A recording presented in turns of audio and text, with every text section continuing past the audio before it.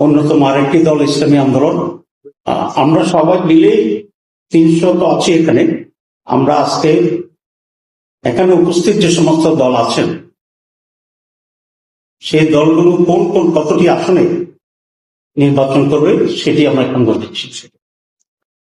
1 নম্বর বাংলাদেশ জামাত ইসলামী 179, জাতীয় নাগরিক party 30, Bangladesh Khelafat Majlis 20, Khelafat Majlis 10, LDP 7, নেতা ইসলাম পার্টি 2, আমার Bangladesh party 3, Bangladesh develop party 2।